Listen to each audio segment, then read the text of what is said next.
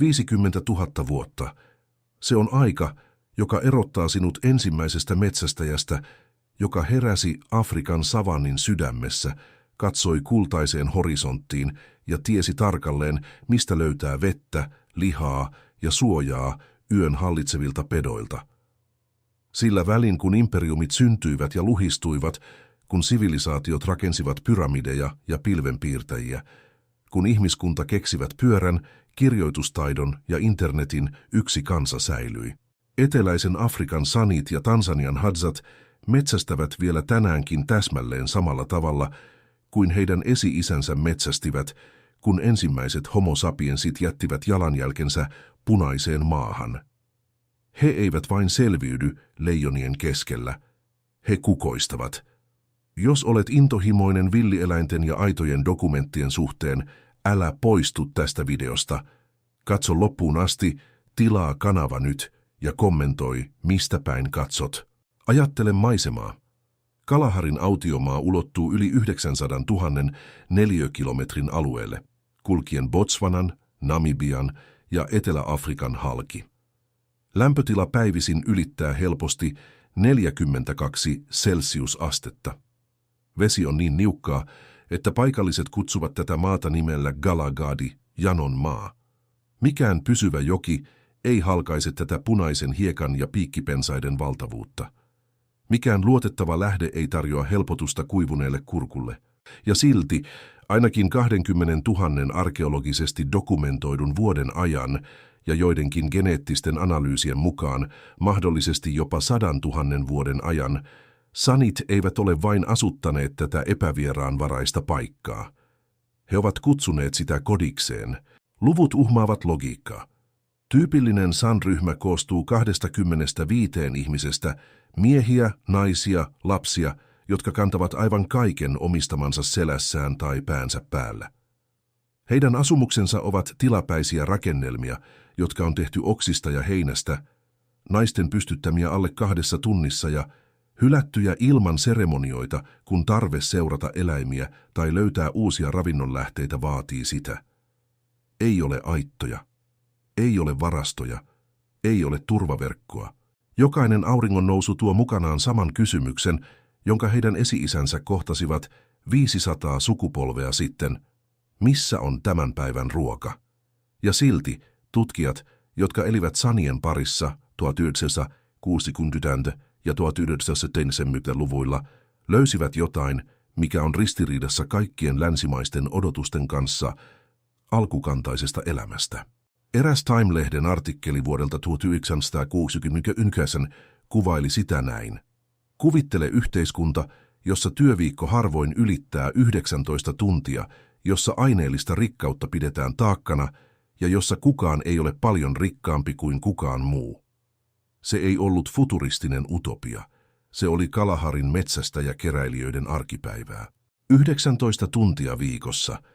Sillä välin, kun sinä todennäköisesti työskentelet 40, 50 tai 60 tuntia viikossa, pitääksesi katon pään päällä ja ruokaa pöydässä, sanit onnistuivat täyttämään kaikki perustarpeensa, ravinnon, suojan, vaatetuksen, työkalut alle puolella tästä vaivasta. Antropologi James Woodburn, joka tutki Tansanian hadsoja vuosikymmeniä, käytti vielä suorempia sanoja. He tyydyttävät ravitsemukselliset tarpeensa helposti, ilman suurta vaivaa, ilman suurta suunnittelua, ilman suuria varusteita ja ilman suurta organisaatiota. Mutta älä sekoita tätä näennäistä helppoutta taitojen puutteeseen. Se, mikä näyttää yksinkertaiselta tarkkailijan silmiin, on todellisuudessa tulos vuosituhansien aikana kertyneestä tiedosta, joka on niin hienostunutta, että nykyajan tiedemiehet kamppailevat edelleen ymmärtääkseen sen täysin. Harkitse jäljittämisen taitoa. San-metsästäjä voi katsoa hiekassa olevia jälkiä ja määrittää paitsi sen, mikä eläin siitä on kulkenut, myös sen, kuinka kauan sitten se kulki, oliko se loukkaantunut, oliko se uros vai naaras, juoksiko vai kävelikö se, oliko se syönyt hiljattain ja mihin se oli todennäköisesti matkalla. Eräässä tutkijoiden dokumentoimassa tapauksessa San-jäljittäjä tutki leopardin jälkiä, jotka olivat rotan jälkien päällä. Hän selitti, että rotta lähtee liikkeelle aamunkoitteessa etsimään ruokaa. Leopardi kulki rotan jälkien yli. Siksi leopardi kulki tästä viimeisen 2 tunnin aikana. Pelkästään tämän tiedon varassa jäljittäjä johdatti ryhmän suoraan tiheässä, kasvillisuudessa piilevän leopardin luo, jota kouluttamaton silmä ei olisi koskaan havainnut. Mieti tätä mittakaavaa.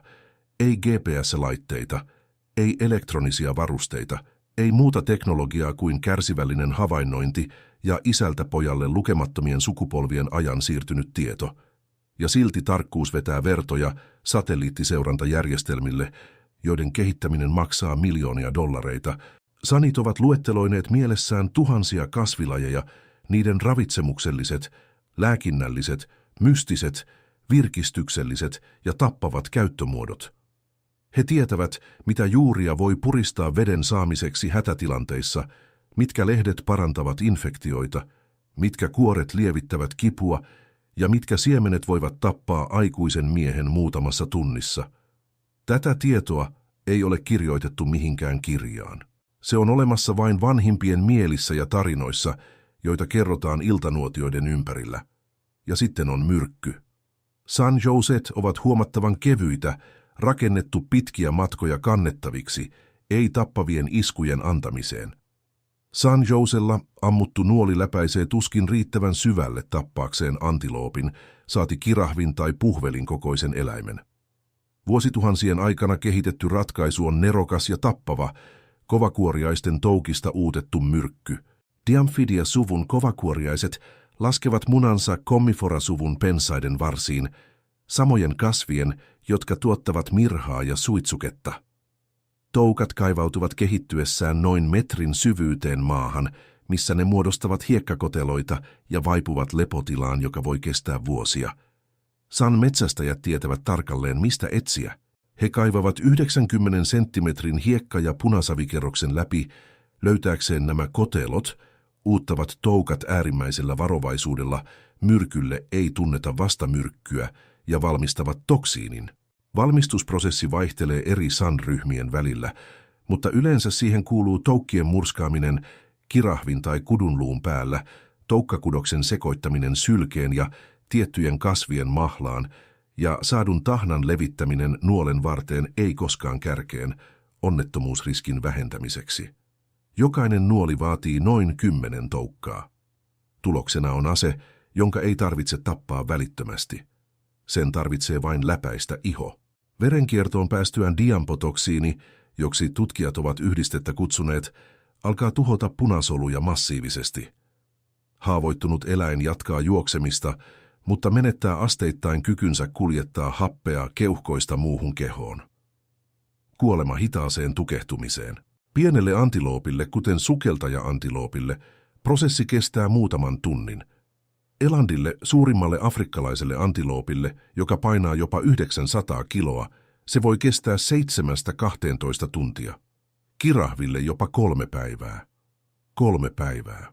Tämä tarkoittaa, että ammuttuaan myrkkyynuolensa San-metsästäjän on jäljitettävä haavoittunutta eläintä Kalaharin säälimättömässä maastossa paahtavan auringon alla kadottamatta jälkeä, kunnes saalis lopulta luhistuu. Eläimestä ja olosuhteista riippuen tämä takaa-ajo voi kattaa 25–70 kilometriä.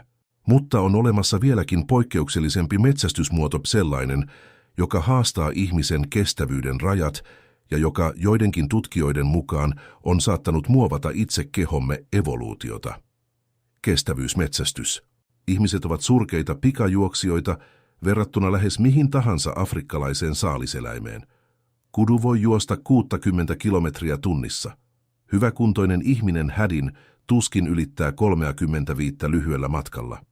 Mutta ihmisillä on etu, jota lähes millään muulla nisäkkäällä ei ole, koko keholle jakautuneet hikirauhaset. Sillä välin kun antiloopit ja muut nelijalkaiset joutuvat pysähtymään ja läähättämään haihduttaakseen lämpöä, prosessi, joka ei toimi hyvin juoksun aikana, ihmiset voivat hikoilla ja juosta samanaikaisesti.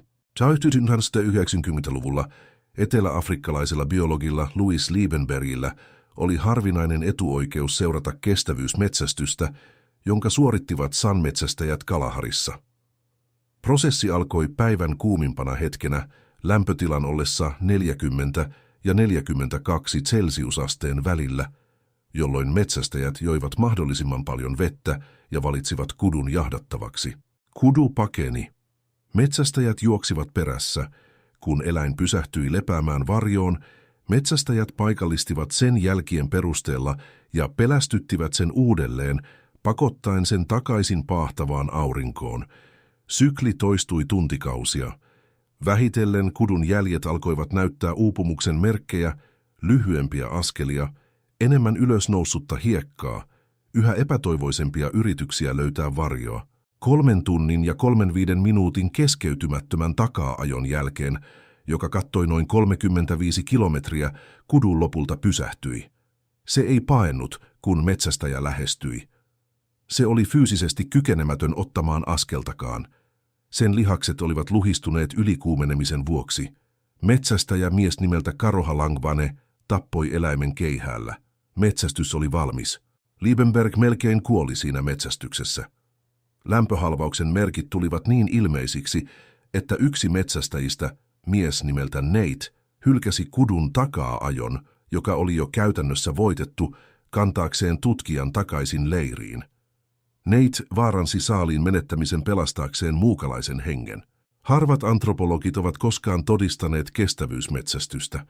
Liebenberg oli yksi ensimmäisistä, jotka dokumentoivat sen tieteellisesti, ja hänen johtopäätöksensä oli hätkähdyttävä yksinkertaisuudessaan. Ihmiset kehittyivät juoksemaan.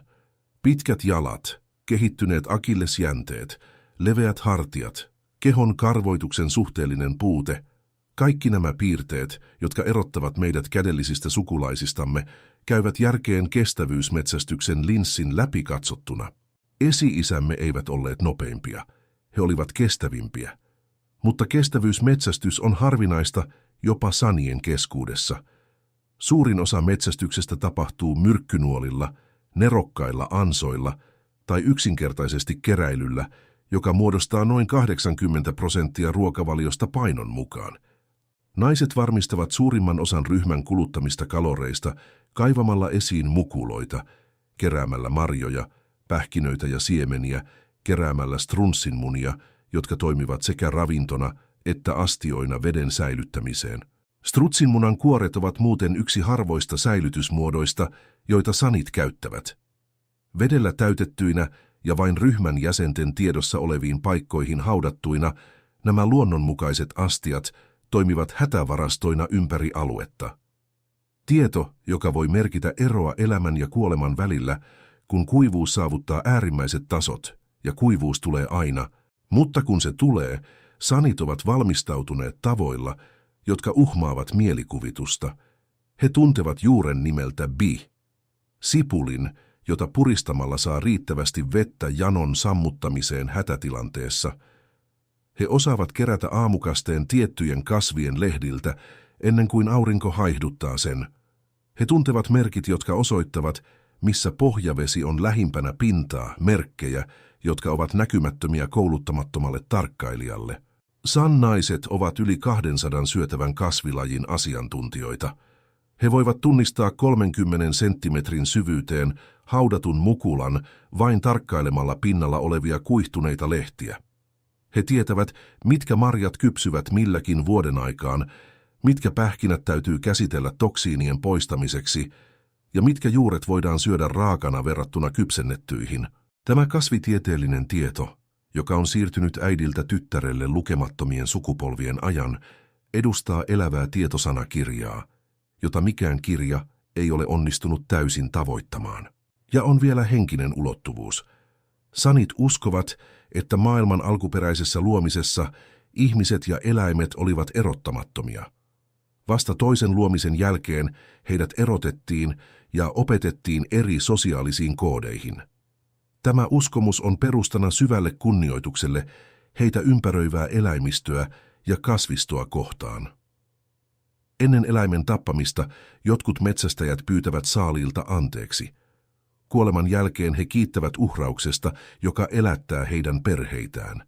San-shamaanit vaipuvat transsiin rituaalitanssien aikana, jotka voivat kestää koko yön. Tässä muuntuneessa tajunnan tilassa He väittävät kommunikoivansa kuolleiden esi-isien henkien kanssa, samojen esi-isien, jotka perinteen mukaan alun perin opettivat, mitkä kasvit valita, mihin aikaan vuodesta ne on poimittava ja mistä ne löytyvät. Esimerkiksi tieto nuolimyrkystä luetaan näiden transsitanssien aikana saatujen ilmestysten ansioksi. Tiedettä vai mystiikkaa? Raja hämärtyy, kun ajattelee, että tämä järjestelmä on toiminut ja toimii edelleen kauemmin kuin mikään historiassa kirjattu sivilisaatio. Luku 2. Saaliiden naapurit ja huomisen vartijat. Alle 300 metrin päässä tyypillisestä Hadza-leiristä leijona saattaa olla tarkkailemassa. Sen keltaiset silmät eivät räpäytä, kun se arvioi tilannetta. Se tuntee nuo ihmiset, samat, jotka ovat kävelleet paljain jaloin savannilla lukemattomien sukupolvien ajan. Aseinaan vain puujouset ja myrkkyynuolet. Hadzat asuvat Pohjois-Tansaniassa, Eyasi-järven rannoilla, ison hautavajoaman sydämessä. Heidän alueensa sijaitsee vain 50 kilometrin päässä Olduvain rotkosta, paikasta, josta Homo habilisin fossiilit löydettiin, ajoittuen 1,9 000 vuoden taakse. Arkeologiset todisteet viittaavat siihen, että Hadzojen kaltaiset metsästäjäkeräilijät ovat asuttaneet tätä aluetta yhtäjaksoisesti ainakin 50 000 vuotta. 50 000 vuotta samassa paikassa. Sillä välin kun muut ihmispopulaatiot muuttivat, valloittivat, rakensivat ja tuhosivat, Hadzat pysyivät.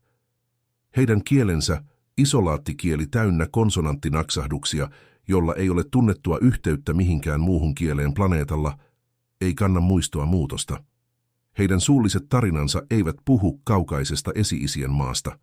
Hadzoille tämä on aina ollut koti. Tänään Hadzoja on jäljellä noin 1300. Näistä vain 300 tai 400 elää edelleen täysipäiväisinä metsästäjäkeräilijöinä saaden suurimman osan ravinnostaan suoraan luonnosta. Loput on painostettu välimuotoiseen olemassaoloon, osittain perinteiseen, osittain paikallaan pysyvään kylissä, joissa he täydentävät kerättyä ravintoa tuotteilla, joita he ostavat tai vaihtavat maanviljelijänaapureiden kanssa. Tarkkaile, mitä tapahtuu, kun Hadzamies lähtee metsästämään. Hän herää ennen aamunkoittoa, tarkistaa jousensa pelottavan aseen, jonka täyteen jännittämiseen vaaditaan yli 45 kilon voima, ja lähtee yksin tai yhden tai kahden kumppanin kanssa. Mitään monimutkaista suunnitelmaa ei ole, mitään järjestettyjä retkiä ei ole. Jokainen päivä tuo omat mahdollisuutensa. Kävelyn aikana hänen silmänsä rekisteröivät kaiken. Katkennut oksa, osittainen jalanjälki, tuore uloste, linnun äkillinen lento. Mikä tahansa merkki, joka viittaa mahdolliseen saaliiseen.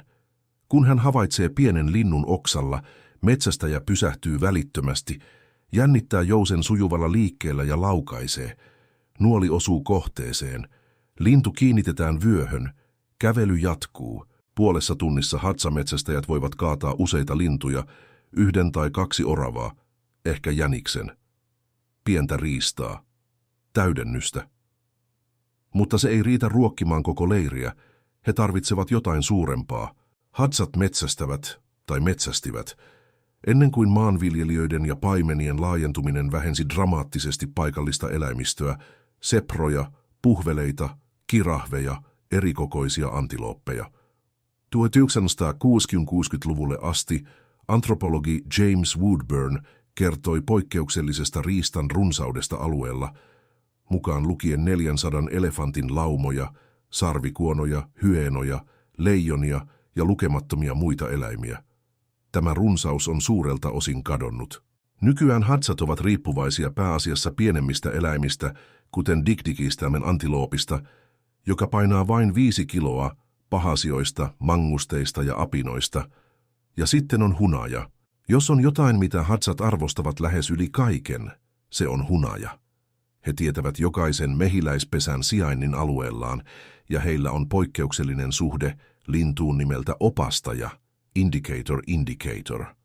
Tämä lintu opastaa metsästäjät piilossa oleville pesille vastineeksi vahajäänteistä, jotka ihmiset jättävät jälkeensä hunajan uuttamisen jälkeen. Hadzat viheltävät, hakkaavat puita ja huutavat houkutellakseen linnun huomion. Lintu vastaa tyypillisellä kutsulla ja lentää puusta puuhun johtaen metsästäjän pesälle. Lajien välinen kumppanuus, joka on ollut olemassa vuosituhansia, puhdasta mutualismia. Kun Hadza-metsästäjä löytää pesän, joko linnun opastamana tai oman tietonsa avulla, hän sytyttää tulen ja käyttää savua rauhoittaakseen mehiläiset. Kirveellä hän avaa puunrungon ja uuttaa kennoja täynnä kultaista hunajaa. Prosessi ei ole vaaraton. Pistokset ovat yleisiä. Putoamisia puista tapahtuu, mutta palkinto on jokaisen pistoksen arvoinen. Hunaja edustaa Hadzoille paljon enemmän kuin vain kaloreita. Se on juhlaa.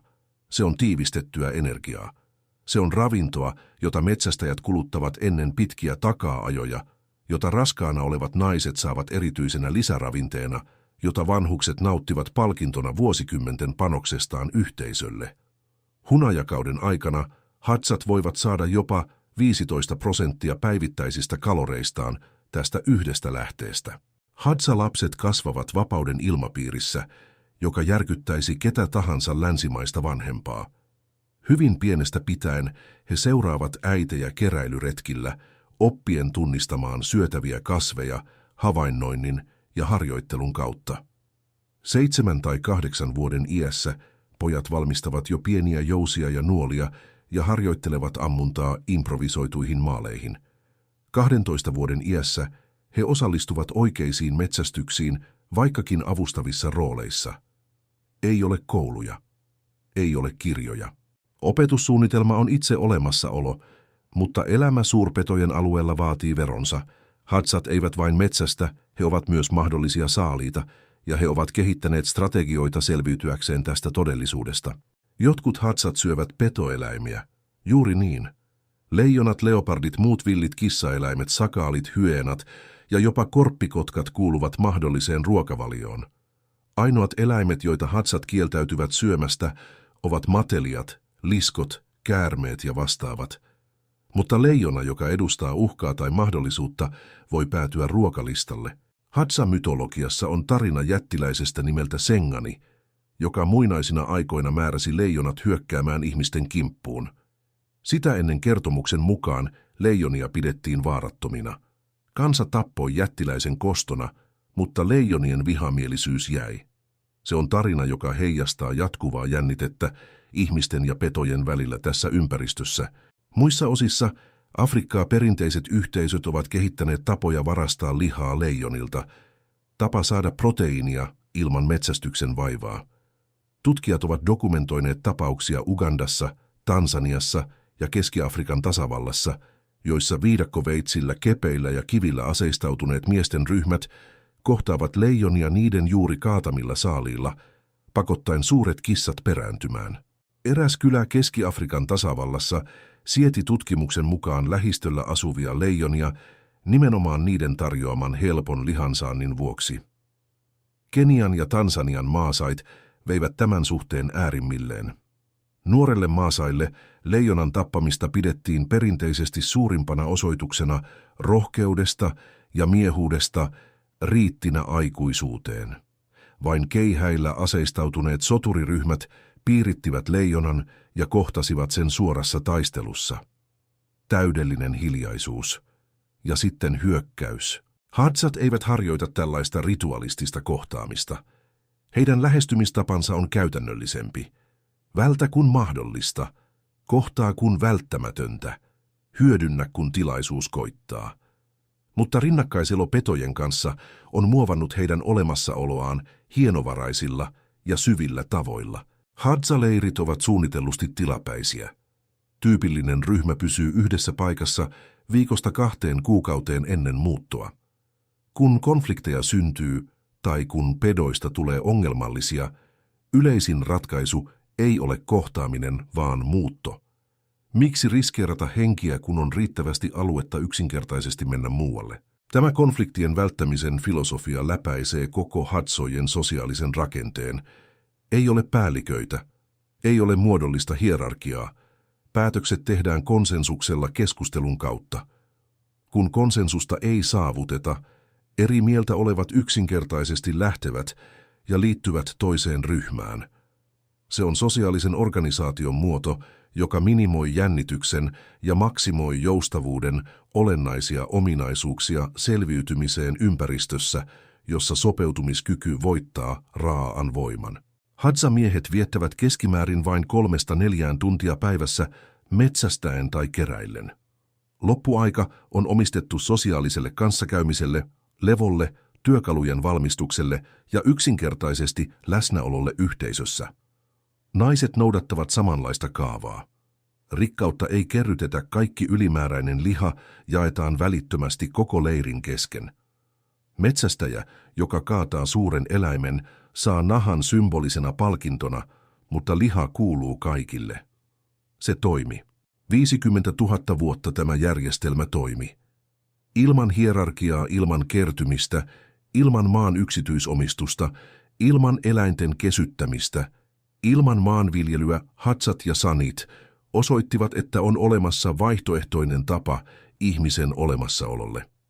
Tapa, jota esi-isämme harjoittivat 99% lajimme historiasta, mutta ympäröivä maailma muuttui. Viimeisen 50 vuoden aikana Hadzat ovat menettäneet 90% perinteisestä alueestaan. Maanviljelijät ovat laajentaneet viljelyksiään metsästysmaille. Datoga-paimenet toivat mukanaan vuohi- ja karjalaumoja, jotka kuluttavat vesilähteet ja tuhoavat kasvillisuuden, joka elättää villieläimiä. Yksityinen metsästysalue perustettiin Hadzojen läntisille maille, ja Hadzoilta on virallisesti kielletty metsästys siellä. Ironia on murskaava. Itä-Afrikan viimeiset metsästäjäkeräilijät estettyinä metsästämästä omalla esi-isiensä maalla. Vuonna 2011 700 ihmisen Hadza-yhteisö sai lailliset omistusoikeudet noin 23 000 hehtaariin maata, historiallinen virstanpylväs, ensimmäinen kerta, kun Tansanian hallitus tunnusti virallisesti vähemmistöheimon alueelliset oikeudet, mutta 23 000 hehtaaria on vain murto-osa siitä, mitä heillä oli. Ja paine jatkuu. Alkoholi saapui. Hyvää tarkoittavat vierailijat tuovat lahjoja, joihin kuuluu tislattuja juomia, aineita, jotka eivät koskaan kuuluneet perinteiseen Hadza-ruokavalioon ja joille he eivät ole kehittäneet kulttuurista tai fysiologista sietokykyä. Tutkijat raportoivat tapaamisista näkyvästi päihtyneiden Hadza-naisten kanssa leireissä, joissa lapset kärsivät ripulista ja aliravitsemuksesta. Turismi, jonka pitäisi suojella kulttuuria, on joissakin tapauksissa nopeuttamassa sen tuhoa. Sanit kohtaavat samanlaisia paineita. Vuonna 2002 viimeiset metsästäjäkeräilijät häädettiin väkisin Kalaharin keskiosan suojelualueelta Botswanassa virallisesti tarjotakseen heille palveluita, kuten kouluja ja sairaanhoitoa. Käytännössä tehdäkseen tilaa timanttikaivostoiminnalle. Yhteisöt eristettiin steriileihin asutuksiin vihamielisissä ympäristöissä, joissa harvat luvatuista palveluista toteutuivat. Vuosia kestänyt oikeustaistelu palautti lopulta sanien oikeuden asua suojelualueella. Mutta vahinko oli jo tapahtunut. Sukupolvien tieto menetettiin, kun vanhimmat kuolivat kaupunkiasutuksissa, kaukana maasta, joka elätti paitsi heidän kehoaan, myös heidän identiteettiään. Ja tässä on lopullinen tragedia. Länsimaiset tiedemiehet ovat viettäneet vuosikymmeniä tutkien saneja ja hadzoja, keräten DNA-näytteitä, analysoiden unimalleja, tutkien suoliston mikrobiomin koostumusta, mitaten stressitasoja, dokumentoiden jäljitystekniikoita. He huomasivat, että nämä kansat ovat monilla mitattavissa olevilla tavoilla terveempiä kuin nykyaikaiset kaupunkipopulaatiot. Vähemmän sydänsairauksia, vähemmän diabetesta, vähemmän masennusta, enemmän suoliston mikrobien monimuotoisuutta, parempi unen laatu, vähemmän autoimmuunisairauksia. Metsästäjäkeräilijät eivät vain selviydy. He kukoistavat tavoilla, jotka kehittynyt maailma on unohtanut. Mutta tietoa, joka ylläpitää tätä kukoistusta, ei voi ladata internetistä. Sitä ei voi oppia viikonloppukurssilla. Sen hallitseminen vie koko eliniän ja koko sivilisaation kehittäminen. Kun viimeinen sanjäljittäjä unohtaa, miten lukea jälkiä, joita hänen silmänsä ovat aina osanneet tulkita, kun viimeinen Hadza-metsästäjä laskee jousensa viimeisen kerran, jotain syvempää kuin tieto on kadonnut. On kuollut elävä todiste siitä, että ihmiskunnan ei tarvitse hallita luontoa elääkseen, riittää, että ymmärtää sitä. 50 vuosituhannen ajan nämä kansat osoittivat, että runsautta ei mitata kertymisellä, että rikkaus ei vaadi tuhoamista, että yhteisö ei riipu aidoista. Länsimaiset tiedemiehet viettivät vuosikymmeniä yrittäen ymmärtää, miten sanit lukevat jälkiä GPS-järjestelmän tarkkuudella. Vastaus ei ollut koskaan kaavoissa. Se oli tarkkaavaisuudessa, kärsivällisyydessä, nöyryydessä havainnoida ennen toimintaa. Taidoissa, jotka nykymaailma loputtomassa kiireessään on unohtanut. Ehkä suurin lahja, jonka Afrikan muinaiset metsästäjät voivat tarjota, ei ole heidän tietonsa myrkyistä tai jäljittämisestä. Se on se epämiellyttävä muistutus siitä, että tapa, jolla elämme tänään, kroonisen ahdistuksen, maasta vieraantumisen ja massayksinäisyyden kanssa, ei ole ainoa mahdollinen tapa. 50 000 vuotta